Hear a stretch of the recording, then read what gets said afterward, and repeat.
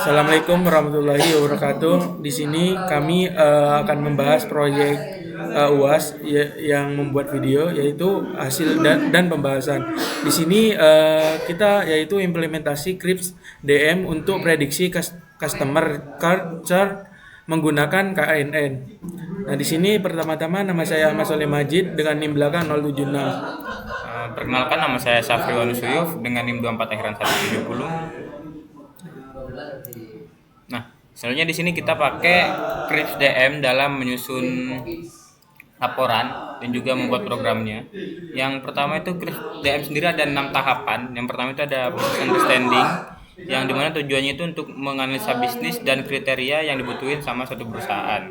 Kedua ada data understanding, itu kita memahami dataset yang kita punya. Terus yang ketiga itu ada data preparation, kita menyiapkan data-data apa saja yang kita butuhkan nantinya untuk perhitungan. Lanjut tahapan keempat ada modeling KNN, jadi kita memodelkan apa yang akan kita pakai. Kebetulan di sini kami menggunakan algoritma KNN dalam menghitung datanya. Terus kelima ada evaluasi model. Nah, di sini akan ditentukan confusion matriksnya dan juga devaluasi dari matriksnya. Terus terakhir nantinya akan di deployment untuk diserahkan ke perusahaan yang membutuhkan. Lanjut di sini pada business understanding di mana perusahaan telekomunikasi perlu mengidentifikasi pelanggan itu berisiko churn apa sebelum benar-benar berhenti berlangganan. Nah, tujuan bisnis dan data mining itu mengidentifikasi pelanggan berpotensi churn sebelum mereka benar-benar berhenti. Terus membangun model klasifikasinya itu menggunakan algoritma KNN. Terus target untuk target variabelnya itu churn, yes atau no. Nah, di sini kriteria keberhasilannya itu lebih besar dari 70% target minimum akurasi modelnya. Nah, selanjutnya lanjut ke tahapan data understanding. Nah, di sini kita pakai dataset dari Kaggle yaitu Telco Customer Churn. Nah, di sini ada sebanyak 7043 baris data dengan 21 atribut. Dan di sini kebetulan tidak ada missing value yang didapatkan. Nah, untuk di sini kita menemukan distribusi churn yang kurang seimbang, yaitu ada 5174 data yang tidak churn atau 73,5%, sedangkan untuk yang churn itu hanya sebesar 1869. Jadi perbandingannya antara 73,5 dengan 26,5%. Terus di kolom total charge atau total yang dibayarkan oleh pelanggan itu bertipe masih objek. Kemudian ada kelas imbalance yang menjadi dasar pemilihan recall dan juga F1 score sebagai metrik evaluasi utama. Nah, di sini untuk di bagian data understanding sendiri, kita punya seperti yang saya bilang tadi ada 7043 data dan untuk kolomnya 21. Di sini ada customer ID untuk mengindikasikan ID dari customer tersebut, ada gender untuk jenis kelamin, senior citizen itu untuk umurnya, partner ini untuk udah menikah apa enggak, dependence ini berapa yang dibayarin di tiap bulannya, terus tenure ini dia berapa lama berlangganan, phone service ini iya apa enggak, pakai layanan telepon, multiplans dia berlayanan selain kita atau enggak, terus dia berinternet service atau enggak, ada online security apa enggak, online backup apa enggak, punya device protection apa enggak, ada test support, dia pakai streaming TV atau enggak, dia berlangganan streaming movie apa enggak, pakai kontrak atau enggak, billingnya itu pakai nota apa enggak, terus di sini ada payment methodnya, dan di sini ada biaya tiap bulannya, total biaya tiap bulan, dan terakhir ada churn, mereka itu berhenti atau lanjut berlangganan. Nah, di sini sebagai contoh ada 5 data seperti yang bisa dilihat di sini. Selanjutnya ini untuk dari tipe datanya. Untuk yang customer ID objek, gender objek, umur citizen itu 60 integer, terus parent object, dependence object, tenure integer, conservative sampai payment method itu objek, biaya tiap bulan float, terus total charge object dan churn-nya itu juga objek. Nah, sini seperti yang tadi saya bilang, proporsinya itu kurang seimbang, jadi lebih banyak yang tidak churn atau tidak ingin berhenti, ingin tetap lanjut. Lanjut fase atau tahapan berikutnya. Nah, di sini untuk tahap berikutnya yaitu data preparation, yaitu ada 4 tahapan dalam transformasinya data melakukan secara berurut. Nah, di sini pertama-tama itu ada encoding kategori. Jadi di encoding, jadi yang awalnya itu harusnya iya atau tidak dan sebagainya itu jadi numerik, jadi 01 gitu. Terus pembersihan data yaitu konversi. Nah, pembersihan data yaitu pemilihan atribut yang kita gunakan. Terus splitting, di sini splitting itu digunakan yaitu 80/20. Terus normalisasi, yaitu normalisasi kita menggunakan min max. Di sini ke bagian fase code-nya yaitu fase preparation-nya. Di sini ada encoding. Nah, di encoding ini di apa itu bagian semua ya, bukan numerik itu dibuat jadi numerik semua. Yang di encoding yaitu ada partner yang ada 2 yaitu 01, di pesen ada 0 dan 1, terus bond service 01 dan sebagainya.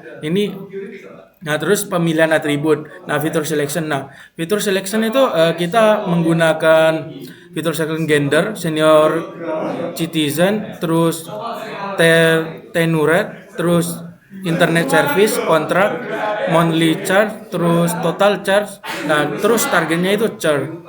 Nah, di sini untuk fiturnya, terus total datanya itu churn-nya di bagian 01, di sini ada 5.000. Nah, di sini ada juga apa itu? Splitting. Belum, bukan splitting. Ini splitting data, mohon maaf. Nah, di sini terdeteksi 5.163 untuk yang 0 atau tidak. Terus yang terdeteksi iya itu 1.869. Terus untuk splitting data di sini splitting datanya kan menggunakan 80/20. Nah, splitting datanya selesai itu total trainingnya itu 5.625. Terus tesnya itu 1.407.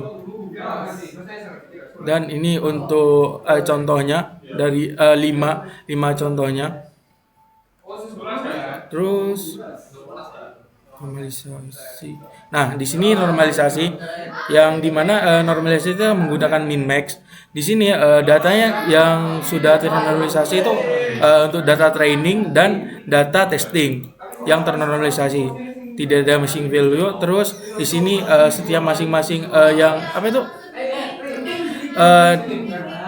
fitur yang kita selection itu di sini rata-rata itu minnya itu 0. Cuman di bagian monthly charge itu 18 dan total charge itu 18,8. Terus maxnya itu 1 yang bagian gender sama senior, terus 72 untuk maxnya yang bagian tenor, terus 2 kontrak juga dan internet service.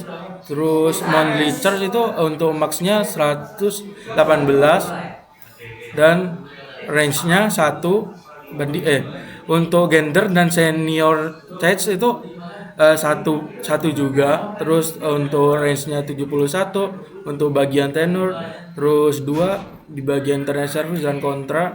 Terus range-nya bagian monthly charge itu 100, terus untuk total charge itu 8.666.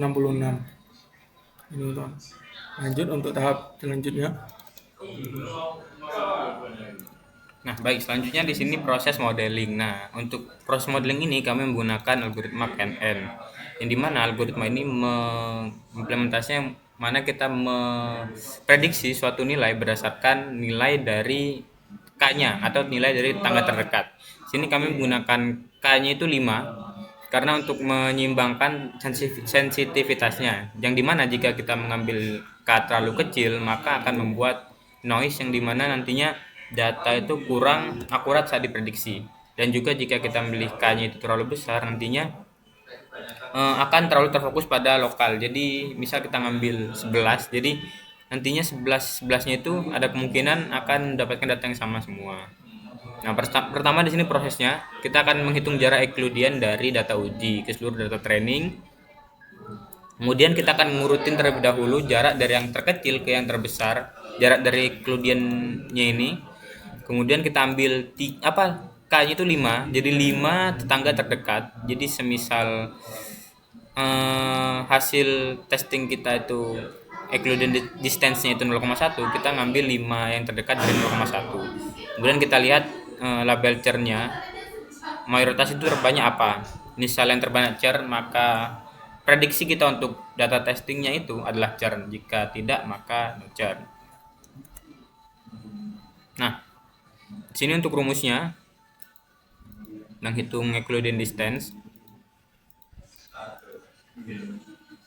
Nah, kemudian kita akan masukkan contoh di sini data testing 1. Untuk gendernya kita ngambil yang 0, standard hydration juga 0, tenurnya 0,81, internal service-nya 0,5, kontraknya 1, monthly charge-nya 0,5, total test 0,57.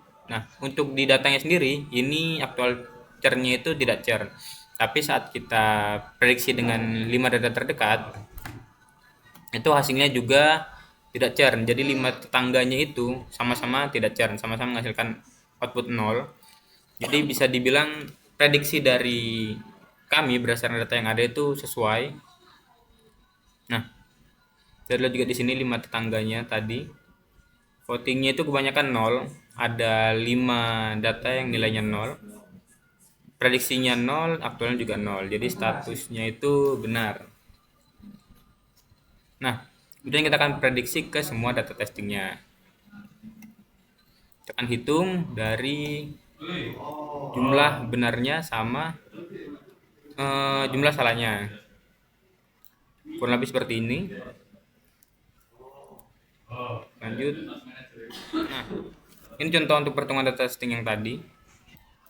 Karena 5 tangganya itu lebih kecil, sesuai kan dirut dari yang paling kecil. Nah, 5 tetangga yang terdekat sama data testing 1 ini menghasilkan nolnya itu 5. Jadi 5-5-nya itu tidak churn. Jadi kita mengambil kesimpulan bahwa data testing yang kita ambil itu hasilnya adalah tidak churn juga. Kurang lebih seperti itu. Lanjut. Nah, di sini ada evaluasi model confusion matrixnya, yaitu hasil prediksi dari 1407 data testing dengan model KNN, yaitu K tetangganya 5. Yaitu di sini terdapat true negatif, yaitu prediksi benarnya tidak atau tidak churnnya itu 891. Terus di sini ada true positif, yaitu prediksi benarnya yaitu benar-benar churn itu 185. Terus untuk false negatifnya, yaitu seharusnya churn itu ada 189. Terus false positif, yaitu prediksinya salah, seharusnya tidak churn itu 142. Total data testingnya 1407. Nah, ini untuk aktual tidak churnnya ada 1033, aktual churnnya itu 374, terus prediksi benarnya itu 1076 data, terus prediksi salahnya ada 331 data.